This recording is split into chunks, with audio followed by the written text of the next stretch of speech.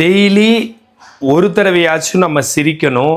Daily நிறைய தடவை நம்ம சிரிச்சிட்டு இருந்தோம்னா நம்மளுக்கு நிறையா நோயிலிருந்து நம்மளுக்கு விடுதலை கிடைக்கும். வாய் விட்டு சிரித்தா நோய் விட்டு போகும்னு அந்த சிரிச்சா சுரக்கிற ஹார்மோன் தான் செரட்டோனின்.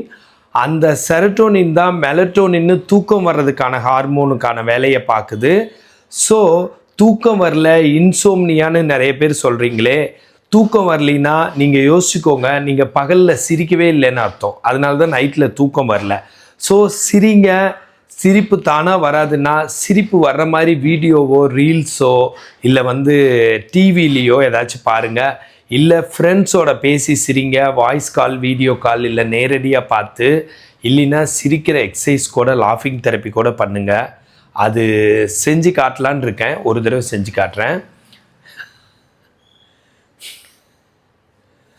சிரிப்பை வர வச்சுக்கோங்க. அதுதான் சரி. அதுவும் கஷ்டம்னா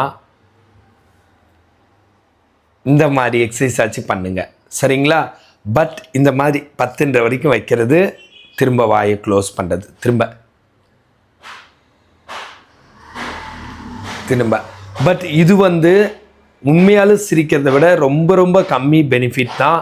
ரியலாக சிரிக்கணும். சிரிப்பு ரொம்ப முக்கியம்.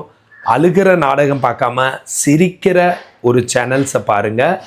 இந்த மாதிரி ஹெல்த் டிப்ஸ் வேணும்னா என்னை ஃபாலோ பண்ணுங்கள். ஃபிசியோதெரப்பி கன்சல்டேஷன் வேணும்னா கால் பண்ணுங்கள். நான் பிரகாஷ், ஃபிசியோதெரபிஸ்ட்.